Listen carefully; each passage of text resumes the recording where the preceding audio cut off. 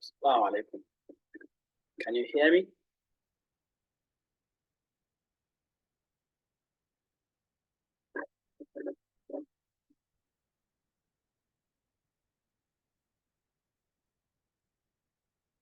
Can you hear me?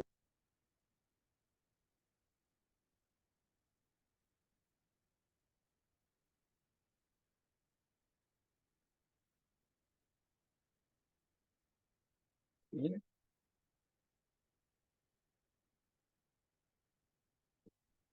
Can you hear me? Yeah.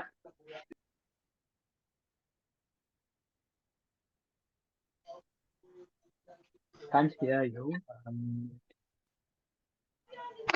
Yeah, I can hear you now.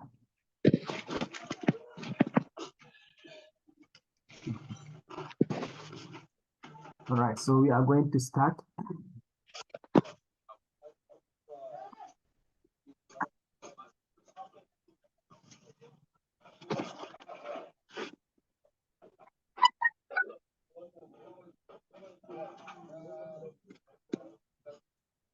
All right, so we are going to start with the workshop.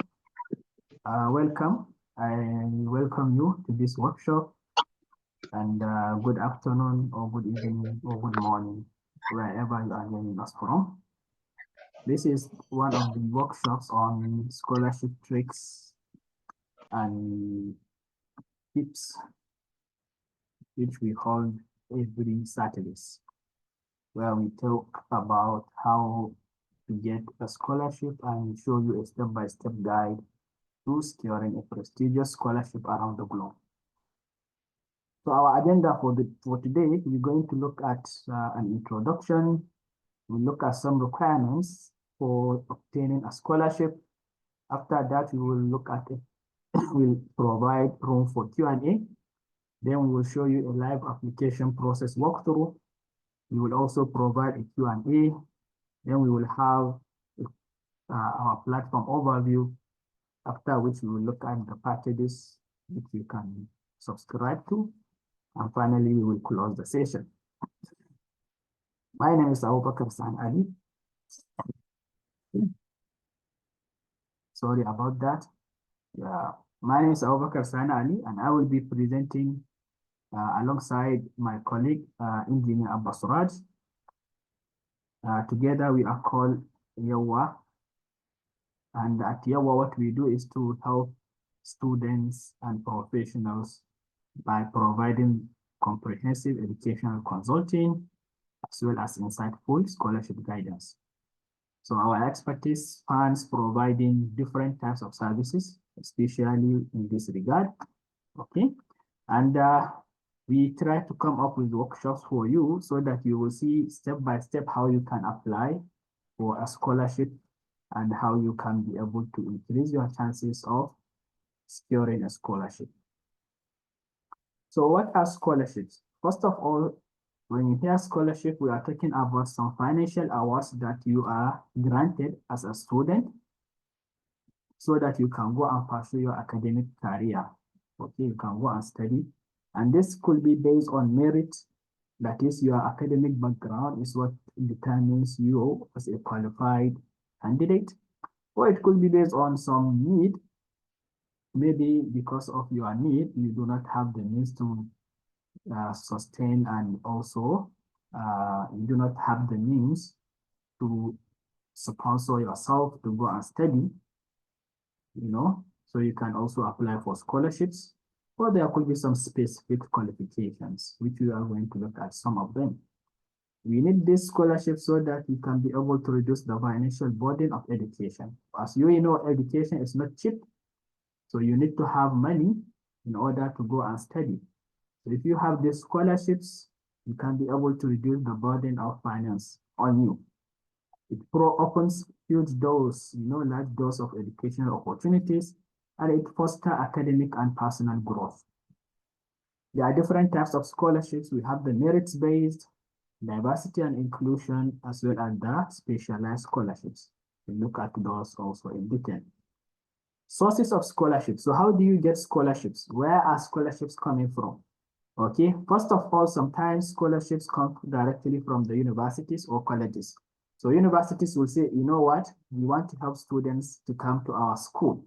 Maybe because we want our school to become popular, or maybe because our school is offering this so that we can be able to increase the number of students in our college.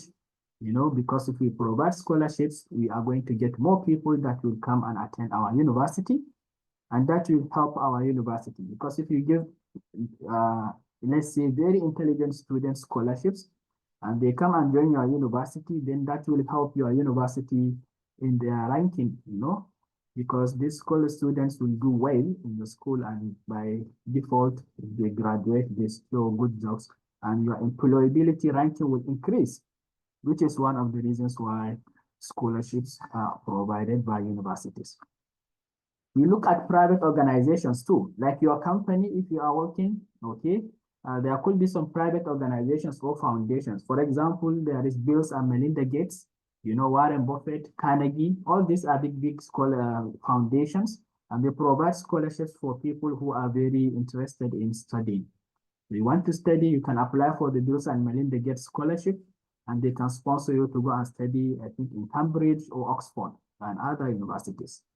Government programs. Some government entities tend to provide scholarships for students, and especially international students, because they want people to come to their country. And by doing that, they get to have good ambassadors for free. If you go to any country and study and you enjoy your stay there, of course, you are going to tell other people, hey man, come to this, country. People here are very nice. People here are very helpful. The universities are very good. You come here, you get very good opportunities. Okay, so these are some types of scholarships you can get. You have also corporate scholarships. So sometimes maybe you are working, and in your company, okay, this is a scholarship type where your company said, you know what, let us sponsor some of our workers or employees so that they can go and further their education, and this is good for them, because if you go and study and you come back, then you go and bring back all the skills you've learned during your study, and this helps their companies to grow. So some corporates also provide scholarships for their employees.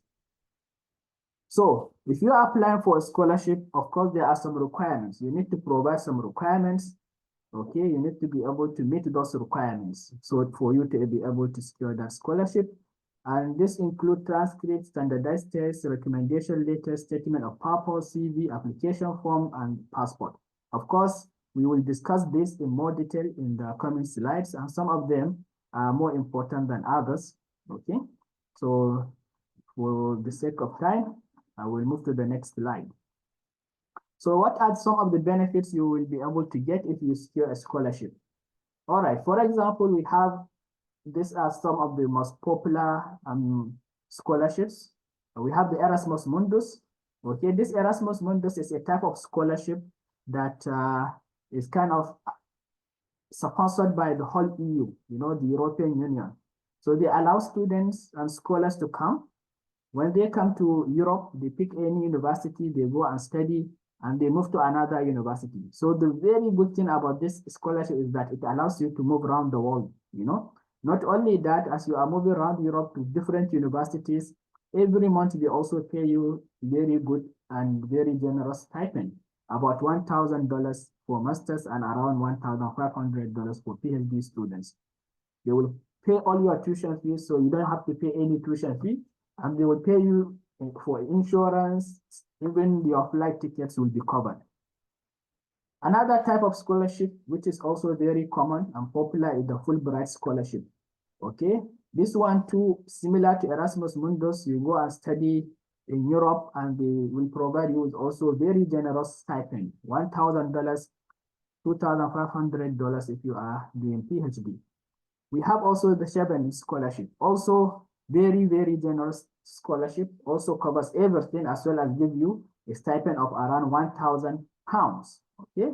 And if you are doing PhD, you can be eligible to almost £1,500 on monthly basis. So why do we do this workshop? Okay, why are we asking you guys to come to attend this workshop? Well, first of all, we believe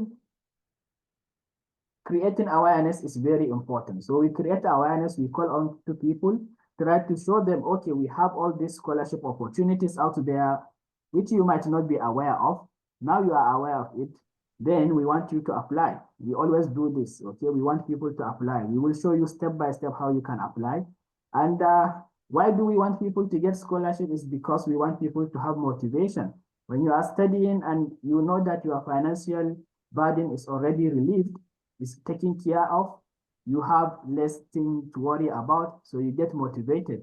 And if you are motivated to study, you go and study and you do well, you end up maybe getting a very good job. You get good job opportunities. Not only that, other people too will become motivated to see that, yeah, this is our friend, our brother who has been able to secure the scholarship. Well, if I do well also and have good result and qualifications, of course, too, if I also apply, I might get this scholarship. And for that reason, they will work hard so that they see that they also attain very good result for them to be able to qualify for a scholarship. So this is another goal of this workshop, which we are holding every week. And also, we want to show you step by step and guide you on how you can apply from the beginning to the end, of the scholarship process. So let's look at the requirements. These are some of the requirements when you are applying for a scholarship. We have discussed some of them in detail in our previous sessions. Okay, so we normally pick one requirement and go deep, have a deep dive into understanding the ins and outs of that particular requirement, what is required, and what you should do to be able to maintain and attain that requirement. Transcripts. So this involves your certificates or your result. If you're applying for, let's say, BSc, bachelor's, then transcript will be maybe your result, your secondary school leaving certificate, your testimonials, and sometimes they will even ask for your report cards, from your university or from your secondary school. So this could be the transcript. If you are applying for master's or PhD, the transcripts are always provided by your university that will give them the breakdown of the grades you were able to attain during your study. Okay, so these are the transcripts. We have the confirmation of study. So normally this is also result, okay, certificate to be exact. So you need to have like a confirmation of study in form of a certificate where they will know, okay, this is the thing you have, and they know that you have, attended a particular university and what have you. We have essays or personal statements. Okay, so this one is important, and this one you normally write it yourself. And whenever you are applying for a scholarship, please make sure you have crafted a very well written personal statement. Okay, this is where you sell yourself. There are some things which you cannot change. For example, your result, your performance during the course of your BSc, if you are applying for MSc or PhD, those are things that are in the past. You cannot do anything about it. If you manage to get first class, good. If you don't get first class, you get 2-1, good. If you get 2-2, good. Third class, whatever is your class, you cannot change that. Okay, that has been written in stone. But the essay or the personal statement, this is something that you can work on now. Then it's very important you don't joke with this, right? You put in the best effort possible. Write a very good personal statement. Sell yourself. We have discussed about personal statement in the previous sessions, and this is where you write, 1, why you are applying for that particular scholarship. 2, why you think you are a good candidate for that scholarship. 3, why even that scholarship? Why not other scholarships? Why are you applying for this specific or particular scholarship?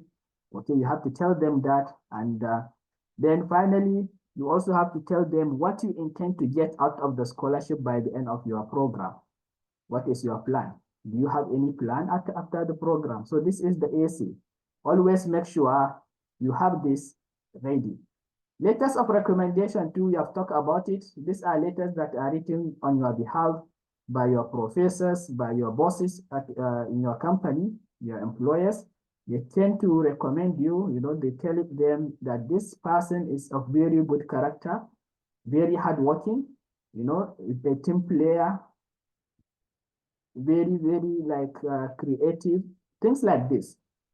So we've talked a lot about letters of recommendation in one of our previous sessions. You can visit those, but this is important. All scholarships will require you to have letters of recommendation. There have to be other people to vouch on on your behalf that yes, you are a good person, you are a good candidate to be considered for that scholarship. Standardized tests, we've talked about them also in detail. So when we talk about standardized tests, these are tests that you do so that you compare yourself with other people, okay? We all come from different universities, from different backgrounds. So maybe in your school, it's one of the best schools out there. So anybody who manages to get, let's say, second class lower is, is considered very, very intelligent because of the stringent requirements and the difficulty of study in your school. Or maybe because you have had very difficult, life. You didn't have enough time, enough money because you are busy trying to sponsor yourself. So you didn't have enough time to sit and, study like your colleagues, which might affect your result. So many things could happen for you to have a particular grade and for you to graduate with a particular class during your study. So in order to level the playing ground, okay, and this is important, they want to understand how people compare when they have given level playing ground. So they provide with this standardized test. So I will come from maybe Nigeria, somebody will come from Sudan, somebody will come from China, somebody will come from India, from Europe. All of us will sit on the same day and we will write the same type of exam, okay? And this exam could be to test our English language proficiency. Can we speak English? So then all of us will be compared amongst each other. So the main idea is to see how good you are. Your IQ, for example. If you are writing GRE, the quantitative reasoning part comes with so many questions in mathematics and statistics, for example. So they would like to see how good you are compared to other people, okay? So this is the standardized test. We have interviews or auditions or recordings. So sometimes after you have passed the first stage, okay, because these are mostly required during the first stage, you have to provide your transcript, confirmation of study, letters of recommendation, essays, or personal statements, and standardized tests. You need this to pass the first stage. After you pass, then the second stage is they will invite you for interview. Interview is they would like to talk to you, ask you questions, and see how you respond to the questions, okay? Sometimes they will tell you, no, just record yourself, introduce yourself in the recording, tell us why you want the scholarship, and tell us why we should consider you for the scholarship. And that's the recordings. And we have also talked about this in the previous session in detail. Proof of ethnicity. Yeah, so all this, what I left here, sometimes they are part of the application form. So when you are applying, they might ask you to prove what is your ethnicity, okay? The ethnicity could be, for example, your race, okay? It could be, okay, you are American, you are African, you are Black African, you are Caucasian, European, you are Asian. This is the ethnicity we are talking about. Demographic information could be your gender, okay? Are you male, female? That's what they would like to know. So that's the demography. Or are you black man or black woman? Sometimes there are some specific scholarships that are meant for a particular demography of people. You just want to provide scholarship for Black African women, So for that reason, if you know you are not a Black African woman, do not apply for it. Citizenship or residency proof. Okay, so sometimes this one is also important, and you always have to provide this proof that you are a citizen of a particular country, and this is the proof. And the proof could be made either in the form of your international passport, and that will give the proof that yes, you have international passport of a certain country, which means you are a citizen of that country, as well as residency proof. So if you are a resident in another country, maybe you are working or you are studying in a particular country and you want to go and study in another country, so they would like to know, and they would like to have a proof that yes, you really have studied in that particular country that you mentioned. We have the work experience. So work experience verification, sometimes, and this happens especially if the scholarship is experience-based scholarship. So there are some scholarships that they tell you we want people with experience, and you need to come up with a proof. Okay, you are expected to provide contact details of your bosses or your employers. They will call them to try to figure out and verify whether you really have those work experience. You have research or project proposals. So sometimes if you are applying for PhD, especially, you need to provide project proposal. Not all the time, but most of the time. Okay, so project proposal will be all about what project do you intend to do in the PhD? What are the methodology you intend to use to address that problem? Okay, and then what is your timeline? How do you intend to manage yourself to be able to achieve the objectives which you set in the proposal? All right. We have the leadership acknowledgement. So if you have any leadership role in your previous, maybe setting, where if you are in secondary school, maybe you are a class rep, class monitor, maybe you are a prefect. Okay, any form of leadership acknowledgement. You are in the university, maybe you were once a member of the student governing council, or you are even the president of the student council, or stuff like that. You have this, you can also add it to your scholarship, and it also adds value. This one too is not something you can actually work on, because if you have not been a leader before, then you cannot make yourself a leader now. The only thing is try to involve yourself in community services, and maybe you can organize some people in your community. Okay, tell them, okay, let's come and start helping children with, that have some deficiencies, or children that cannot go and study. So let's arrange some extra lesson for them, and you can lead that community activity, and you can use that as a leadership acknowledgement.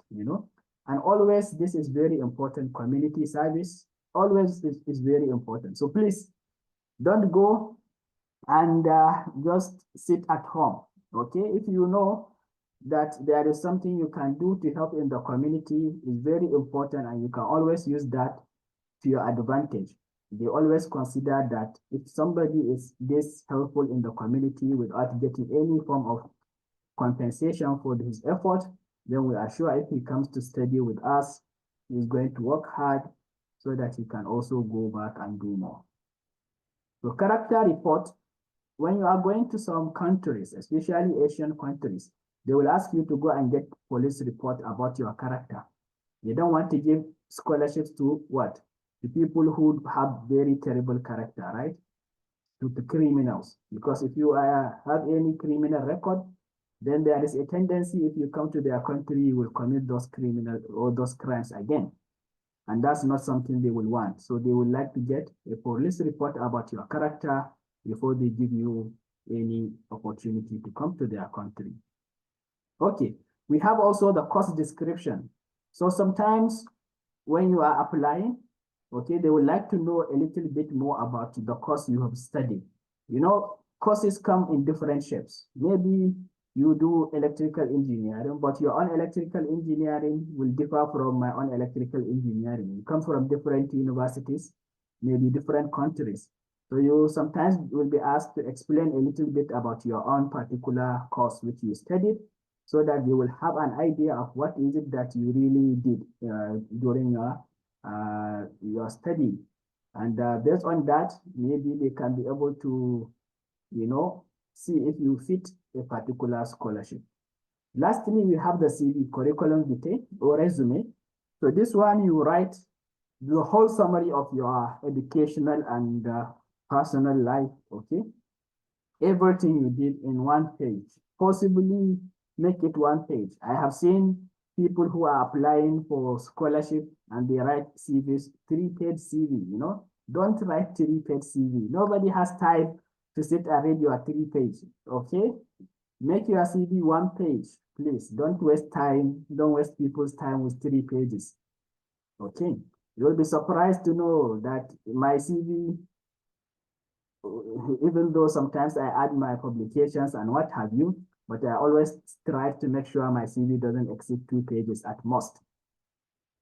And you will be surprised to know that most of the time, the only amount these HR people, right, or these committee members, they don't spend more than 5 seconds on your CV.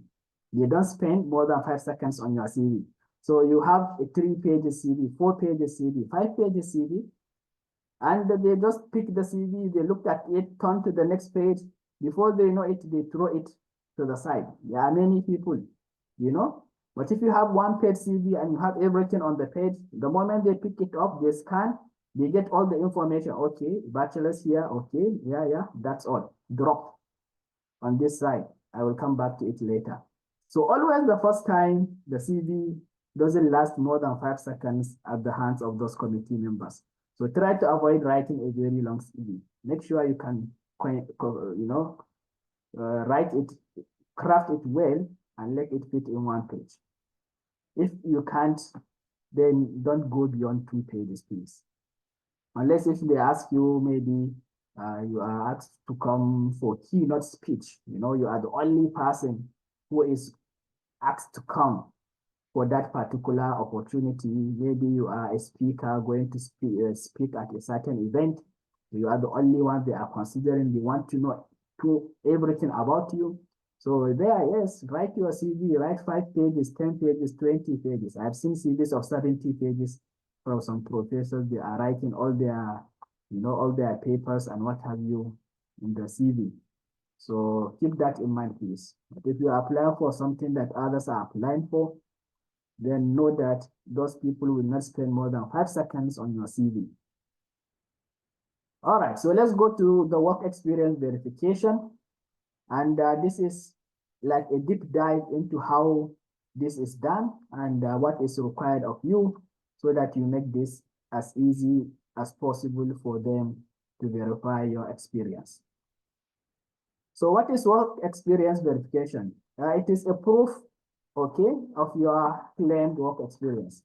Let's say you said you have 5 years of work experience. You've worked with different companies, this, and that. So they would like to know if that is true or not. Okay, and typically it is requested by committees of the scholarship to confirm the authenticity. They would like to ask you to maybe come up, they will ask you maybe to submit your offer letter. Okay, they would like to see the offer letter.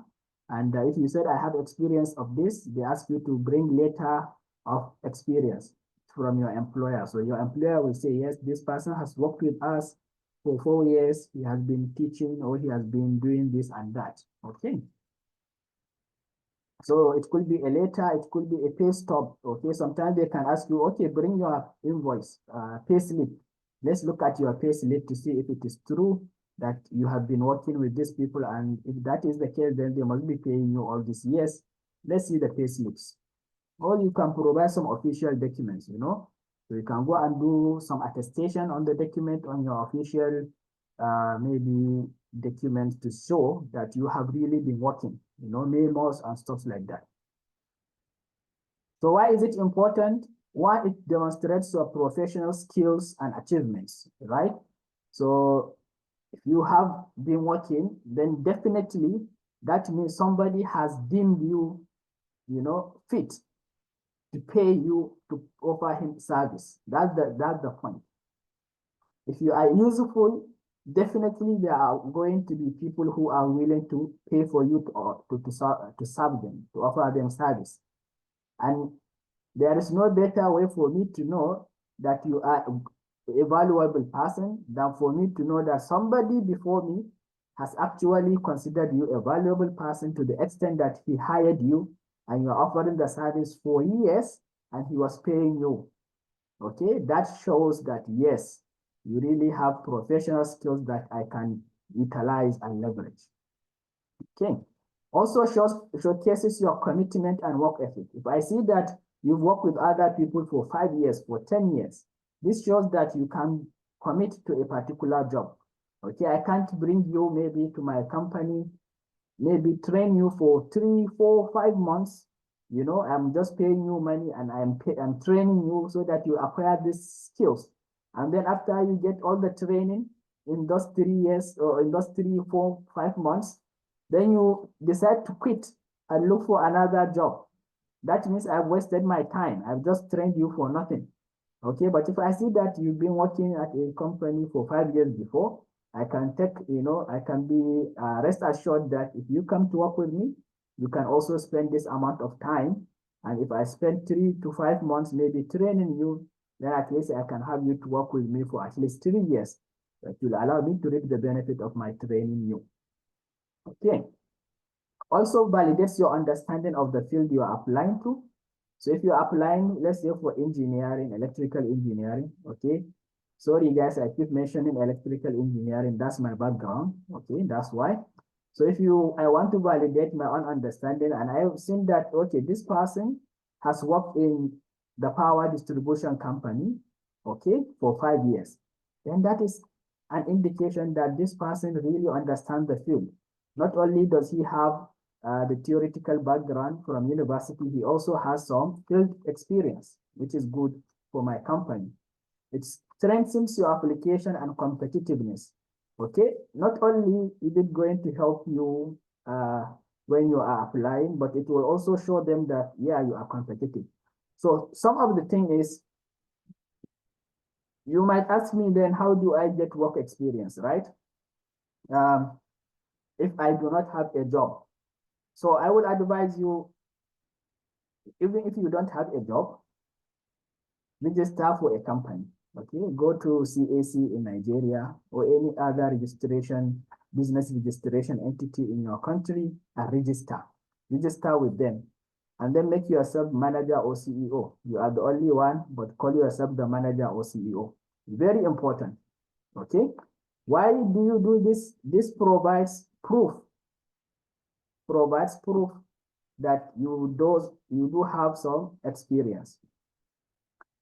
Even though you are not hired by anybody, but the fact that you went all the trouble, register a company, and you are willing to go out and offer services, and maybe you even have some people who will hire you as a company to come and offer services for them, is a proof that you are really valuable. And that's the main thing. You want to make sure that you are valuable, you have something to offer that other people are willing to pay you for. So it's a very good thing, okay? So how do they confirm this? We have indicated that some of the ways for them to confirm includes the employer verification letter, which is the offer letter. You provide offer letter, they look at it, they know that yes, you have been hired by this particular employer. Pay stubs, this is your like invoice or pay slip and what have you, to show that you'll be receiving salary. The tax documents, maybe you can also provide your tax documents. You will look at it to see that, yes, you have been paying tax. Because you have been paying tax, that means you have been earning money. And the person who is earning money is most likely employed. Employment contracts, okay, if you are, let's say, working on your own, maybe you are a freelancer offering services, you can have some contract between you and those other entities you are providing services for them. And you can use this contract as a way to show that you have really worked and you have gained that experience doing the work. We have also third-party verification services. So as I said, also, if you are a self-employed or a freelancer working for yourself, you can leverage this to be able to verify your working experience. So whenever you are planning to submit, make sure you plan ahead, okay? Plan ahead and contact your employer. Tell them, okay, guys, I'm applying for a scholarship. They might call you to ask whether I have worked with you. Please give them the verification or document we are asking for. And make sure your information is accurate. Don't lie. Don't tell people that you work for a particular company when that is not actually true. If you know that you only work for 2 years, mention 2 years. 1 year, mention 1 year. Don't write 5 years when you just worked for 1 year. It might come back to bite you at the end. And have also backup options, okay? So if, for example, you try to call your employer to tell them, yeah, please, if you are contacted regarding me working with you, please try to give them the verification. And maybe your boss was not happy, you resigned, or you didn't inform them, or something happened. So you make sure you have some backup options, okay? In case if that person is not willing to give you the verification, ask somebody else on his behalf, look for his contact or her contact too, so that they help you to get the verification if some others are not willing to help you with that. All right, so make sure you are professional, follow up with the response, and express gratitude. So when people give verification on your behalf, make sure you tell them you are happy and you are grateful for what they did for you. And keep all the documents and all copies of verification documents. So if you have any job, make sure you have the job offer with you. Don't throw away your job offer. Okay, so that's the end of the first part of the workshop. Now we are going to start the second part, which is the live application walkthrough on how to apply for Erasmus Mundus Scholarship. So if you have any question, please go ahead and ask.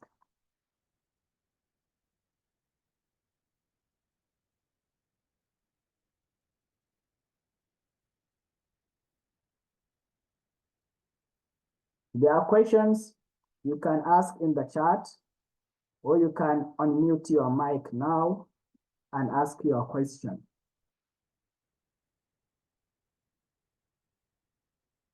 If there are no questions, then we will go ahead with the second part. Okay, somebody has a question.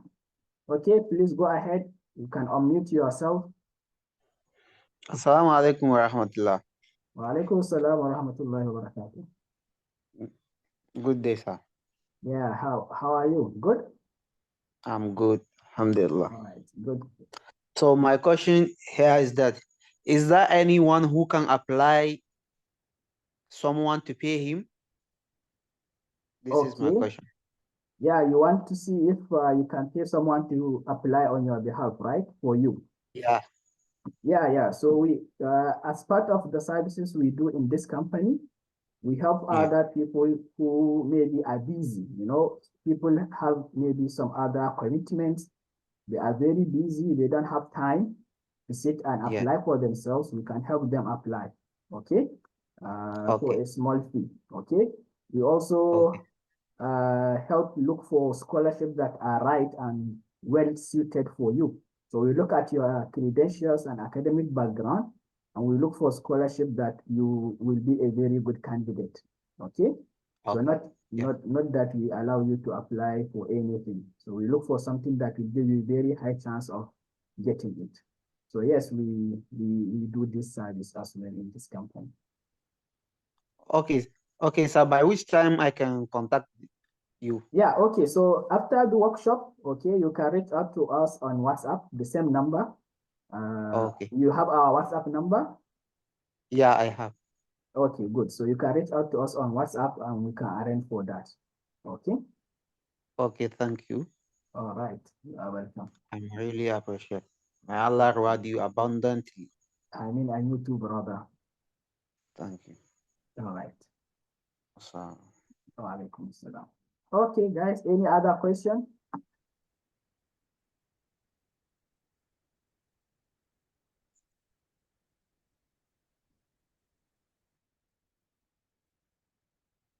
Okay, so let's start with the step-by-step walk through on how to apply for Erasmus Mundus Scholarship.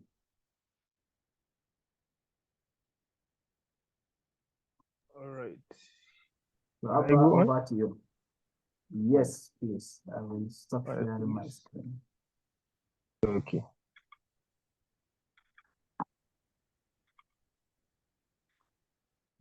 Can I share my screen?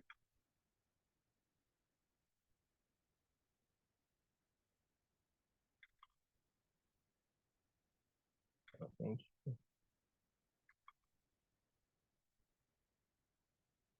All right. Good evening, all. Thank you very much for that.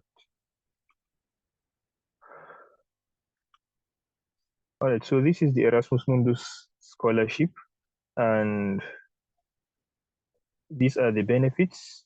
One thing about this scholarship is that instead of you to look for a university and apply, they just choose a course and then you apply to that course. So they will find universities that are doing those scholarships, those programs you are looking for. So for example, there is this, if you are looking for the program, you have to go to the Erasmus Mundus catalog. So that's where you find the scholarship. Instead of saying you want to go to this school, here, what you need to do is just you choose a course and then they have a consortium, meaning a kind of, they call it a consortium. They merge up universities and countries that take care of those scholarships. So for this one, we are going to do the intermass application. So for example, if I was looking for a mathematics scholarship, for example, let's see, I go for mathematics. I'll just click on search. Okay, sorry. Then search. And then these are all the courses that are related to mathematics, models and methods of quantitative economics, interdisciplinary mathematics, and so on and so forth. So anyone you click, it will either tell you that the deadline is still on, or the deadline has reached, or is still open. So this interdisciplinary mathematics is what we are going to apply for. Yeah. So most of the benefits are all the same thing, and the criteria for applying are also mostly the same. All right, so these are the benefits. First of all, contribution to participation costs, meaning that when you participate, you have included tuition fees, mandatory insurance coverage, and any other mandatory costs related to your participation in the course. Everything is covered. Then contribution to travel costs, when you are traveling from one country to another. Actually, since the course is carried out by 4 consortiums, 4 countries, so first semester you do the basics. Second semester you kind of do the basics but in another country or another university, and then third and fourth semesters you do a specialization course based on the branch you've chosen from the master's or PhD program. They have no undergraduate program actually. And then this is what they give, 1,000 euros per year. I think now only the dollar is 1,600 or 1,700. So here you are talking about close to 2 million naira monthly. And then 2,000 for scholarship holder residing in a partner country. So they have what they call a partner country and a program country. A program country is where you are carrying out the program, the country you are carrying out the program. A partner country are those countries that they've allowed to kind of come from, as in, okay, so for example, they don't allow people from Ukraine, from Niger, from Israel to come and study. That's an example. So those countries are not partner countries, but they allow Nigeria, they allow Zambia and other countries. So those ones are partner countries. But program countries are those countries they are carrying out the course in. Like for this intermass scholarship, they are doing it in Austria, they are doing it in Italy, they are doing it in I think 2 or more countries, I think Netherlands and another one. So if you are in your partner country, maybe you are staying in Nigeria now, you have a different pay from that person that is staying in his country while the course is running in his country. So you can see that that's why it's lower. He has 1,000 while you have 2,000. Yeah. So 3,000 for scholarship holder residing in a partner country that is so distance from L'Aquila. This L'Aquila is where you take the basic course. That's in Italy. That's the university there. So contribution to installation cost, you have 1,000 euros. So you can see they are just listing out a huge sum of money for you. But it's not like this ones, all the ones we've mentioned, 1,000, 2,000, and 3,000 are seen per year, which maybe once or twice in your whole program. But contribution to installation costs for scholarship holders residing in partner country, contribution to subsistence costs, living allowance, that's 1,000 euro per month. That's the 2 million naira we're talking about monthly. However, note that scholarship holders studying in their country of residence will not receive allowance during that period. If you are given an example, an Austrian student will not receive any monthly allowance while studying semester 2 in Austria. So that's actually it. So these are the requirements they need from you: your photo, your CV, your passport, ID card, English certificate, which is optional. They've said that it's optional because if you studied your master's or your undergraduate program in English language, then there is no point submitting a TOEFL or an IELTS result to them. Then your transcripts, then your course description. This was explained in the requirements section earlier on course description. And 2 reference letters, intent letter, which is the same thing as statement of purpose, or motivation letter. So now let's dive into the application proper. I think, yeah, so this is the Intermas website.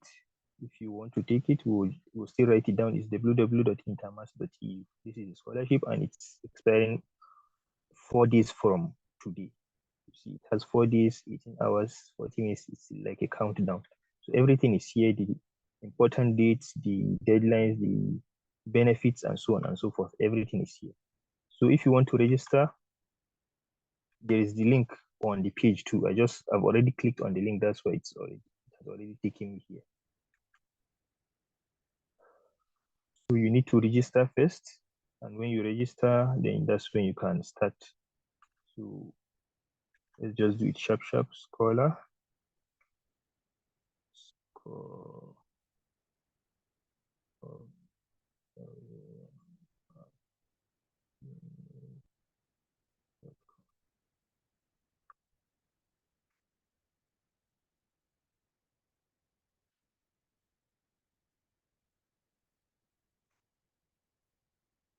Password. Usually they talk about the kind of password you want. So let's just choose this one, the one that Google recommended, and we'll save it. And name, let's see, Scholar.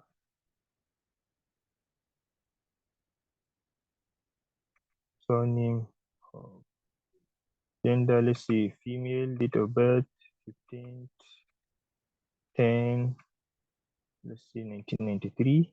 Italian citizen, no. Italian tax code, country of birth, let's see, Nigeria, if we are Nigerians.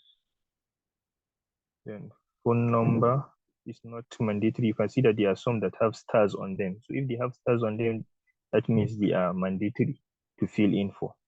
These ones too are not mandatory. So we just click on new registration. And then immediately we are done, it will send us an email. Yeah, it will send us an email.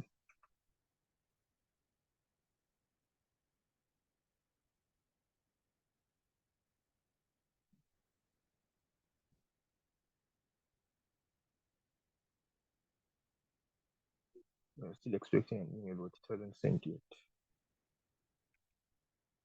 Okay.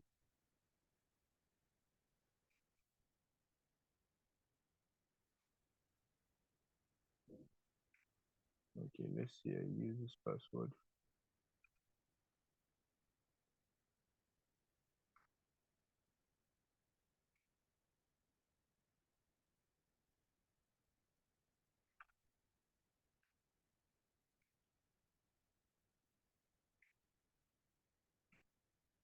I don't know what's going on.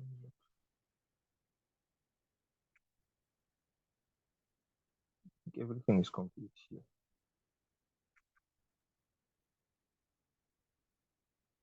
It has been created successfully. Yeah, so my Gmail, you can see that they've already sent me a confirmation request. They say, dear Scholar Hub, your registration on so has been confirm your registration link. So you need to confirm that you made this request for. All right, so now we can dive in, right? Go to the home page so that you can start applying. So now they have a lot of applications here. They have a lot of courses for the application, even within their own course. But we want the Intermath scholarship, so that's why we just type Intermath and then search sharp, and then it takes us. Yep. So you see, this is the Intermath Bundle Network, Intermath 2024, and then we click. It will take us directly. So we need to choose. This is the call for applications, and just click on manage your applications. Just go directly and manage, and then you see that they say draft applications, whether you've started and just maybe stopped and maybe you wanted to come back later to it, or submitted application, all of them are 0. So now we go to new submission. After this new submission, when you are done, you click on reference letters too. This is the new submission. This is where you choose everything. Program preferences, meaning which program you choose to specialize. The Intermath Scholarship has 6 specializations. There is modeling, there is all those things. Express your level of interest in the Erasmus Mundus Intermath interdisciplinary mathematics. So this is what I want, interdisciplinary mathematics, so I would say high interest. And then the rest are not scholarships actually. This is in case you don't get the scholarship, are you willing to apply for the real mathematics or real world for real applications?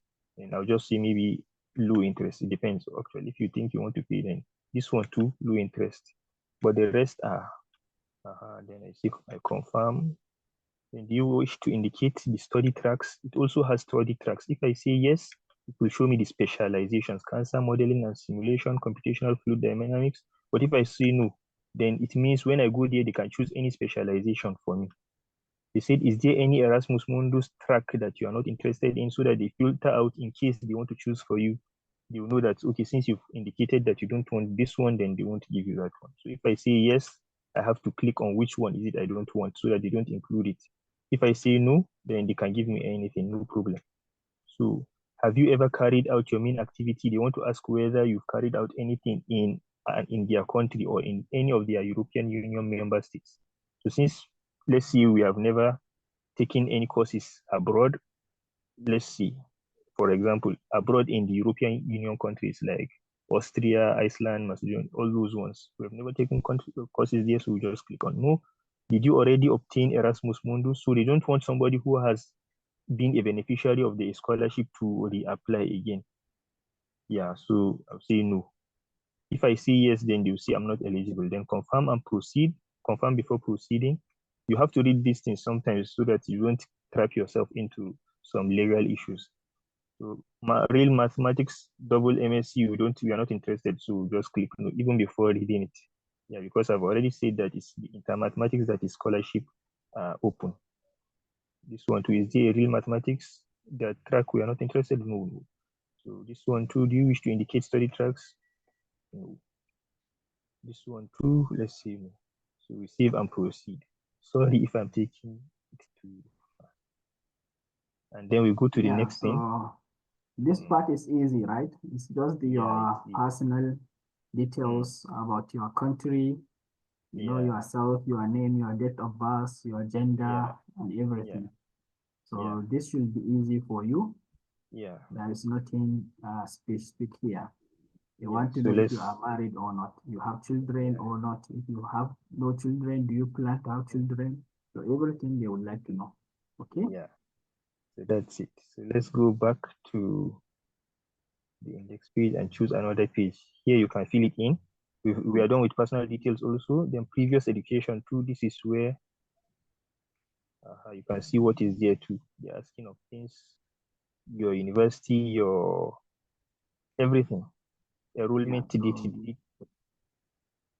when you graduation date, the school name, they even ask about your secondary school or high school, depending Yes, which part exactly. of the world you are. Yes. In Europe or America, they say high school. In Africa, we say secondary school. So yeah. So let's still go back to the index page. That's the first page. Then information notice on personal. This one is also like an agreement that what you've given them, has a non-disclosure issue. You have to sign that you have agreed for them to use your data, maybe for some analytics or to improve their service. Okay, if you do not approve, then they might not allow you to proceed with the application, because then they cannot use your data. They can't see the information you are filling in. You know, how can they be able to see whether you are a good fit or not? Yeah. No? So here's the required documents now. So this is where you put your required documents, everything. Expiration date. Yeah. So but there is one thing. The ID card, right? I think it's the passport. Yes. Yeah, right. So start with passport number, when it was issued. There is also ID card. If you have national ID card, you can use it in place of the passport. Yeah. You need to put a very nice picture with white background. Yes. So your CV, I've talked about CV. Please avoid too much content in your CV. Only important things, okay? Yeah, Try to make it one page if possible. Yes. Actually, the CV, they need a Europass format. There is a they even Europass provide you with a template. Okay, Yes. so that you don't just go and write anything. Yeah. Exactly. You have the template with you? Yeah, so you go to europass.eu. Okay. This is where you have the CV. I just have a sample for somebody. Yes. Okay. Yeah. So when you fill in those documents, it will just prepare it for you automatically. Okay. This is the person. This is his work experience. So you can see only the important information. Only the important information. Even with these ones, what you filled in, they will still, if you want to print it out, they will just remove everything. They will just put the most important details. Within one page, you are done. Yes. Upon all the what they've asked. Yeah. So they are very helpful, these guys. They want you to write, to have the right information and avoid all the, Okay, so when here they need English requirement, I think. Yes and no. If let me, where is the place? English certificate, you can see that they are saying, I verify that I have conducted my university or secondary school studies in an institution where English is the medium. So if you've done, but else you can say, I wish to submit an official English certificate. So if you click, they will allow you to upload. Okay, so if you are university, like if you are in Nigeria, I think all universities are in English, right? Yes. That's the language of instruction. So you don't need IELTS or TOEFL, which is good. That will save you a lot of money. Certainly. Yeah.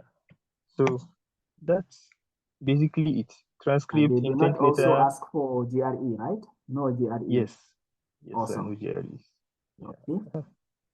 So any other relevant document which is not optional, you can see that the rest are compulsory to at least do something about them. But this one is not marked red, so it's just something that will give you maybe an added advantage if you think you want to add something. So that's basically it. And then go back to the page. Will ask you to confirm required documents. We are all done with this one. Then later, when you fill in, if you don't fill in, you won't be seeing the place. But the moment you fill in, they will ask you to print that document and sign it, and then send it back to a particular medium you provide by themselves. I see. Okay. So that's all. But there is also one more page for reference letters. Recommendation letters. Okay. Yeah, recommendation letters. So I think let me still go back.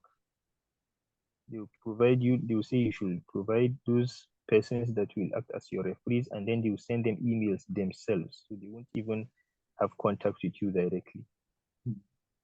So make what, sure the yeah, people who will be, okay, make sure those people who will write your recommendation letter, make sure you have contacted them and informed them.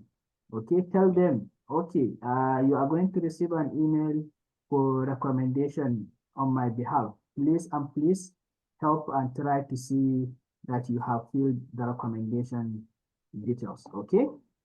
So this is very important because sometimes if you don't tell them, they might not be able to submit the recommendation letter on time and you might lose the opportunity. Okay. So make sure you tell people and so that they are aware. Okay, is that clear? yes, very clear. All right, so questions?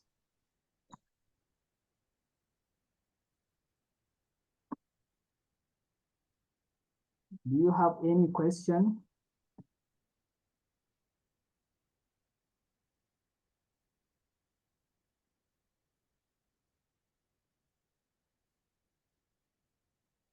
Do you have questions?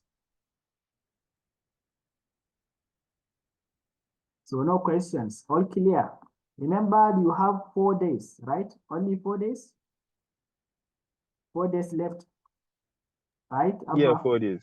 Yes, 4 days. Okay, so you have 4 days left. So don't forget to apply as soon as possible. Since there are no questions, we believe this is very clear.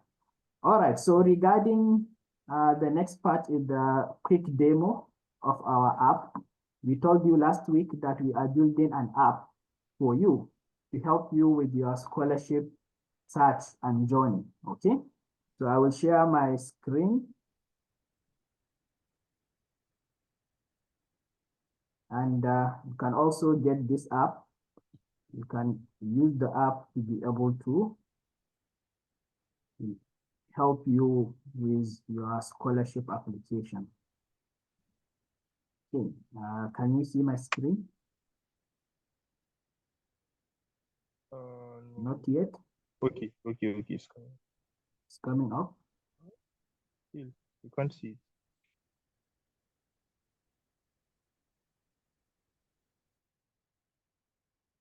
Not coming up.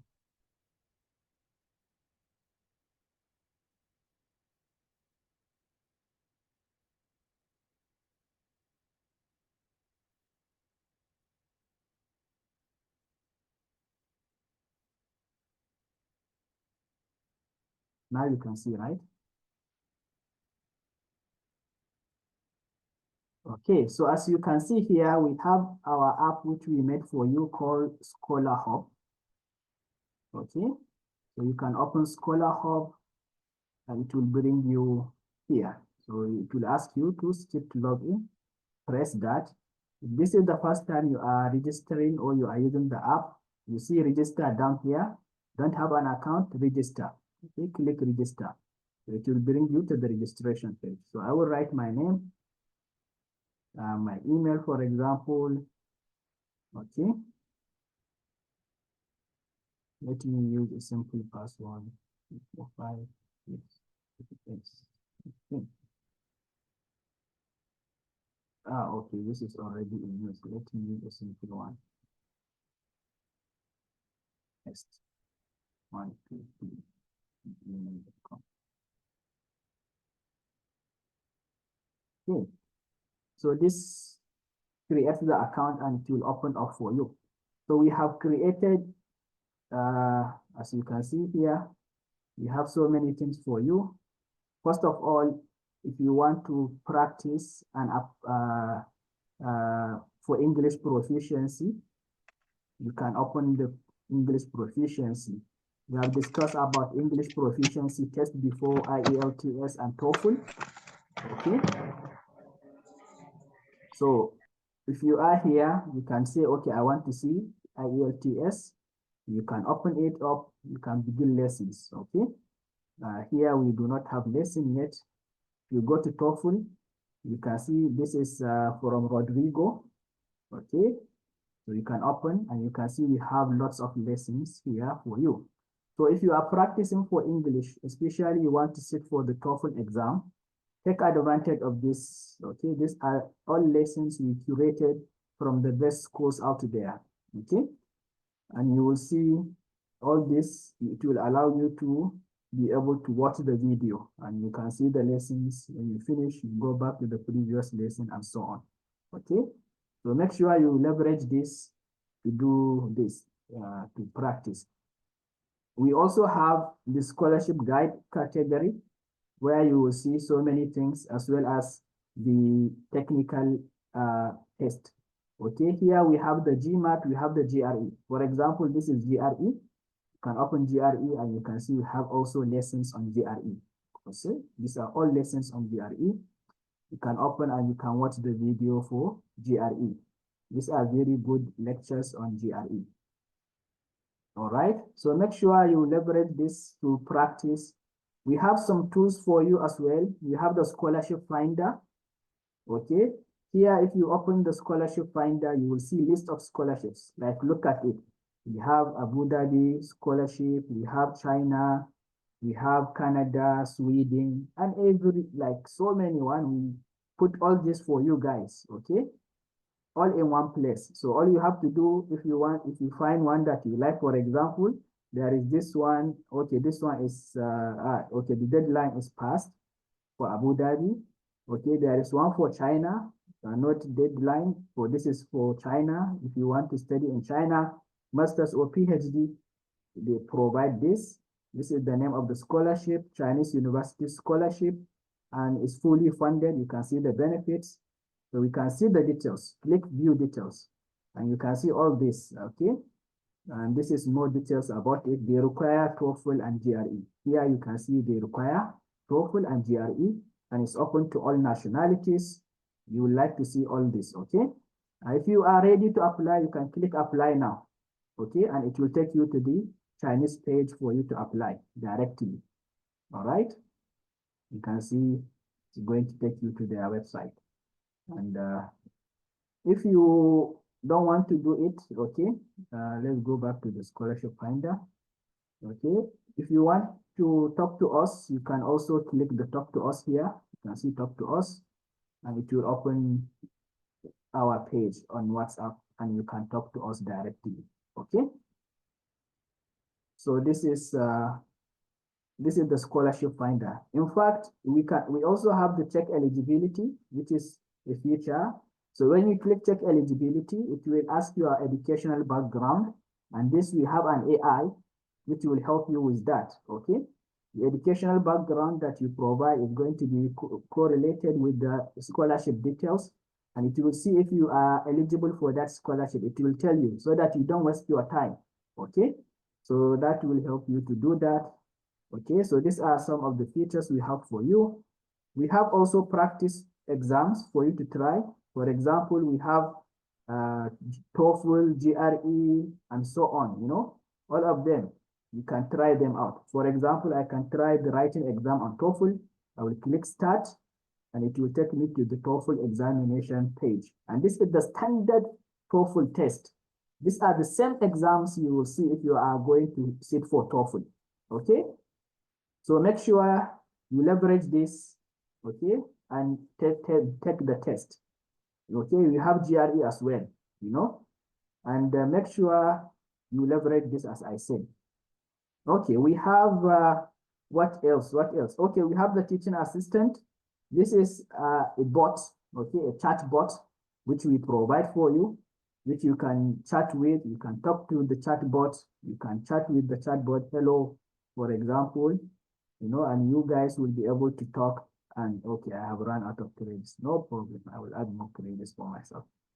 Okay, for you, you don't have to worry. We will give you enough credits to be playing around with this. But if you are out of credits, you can buy new credits. This is AI credit, okay? This is the Scholar Hub credit. But if you want to just watch videos, you know, and do everything else, you can do it for free. Everything else is free. The AI is the only one that will require you to pay. And why we ask you to pay for the AI is because you are also paying them money for us to host the AI and use the AI.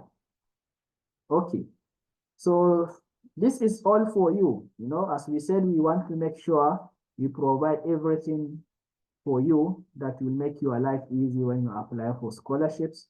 And we try to see anything we can provide for free, we provide it to you for free so that you can be able to leverage that and improve your chances. So please take advantage of this. We will send the link for the app and you can be able to leverage that as an early user to test the app with us. Okay. Do you have any question about how to use the app and what you can do with the app? If you have any question, please go ahead and ask.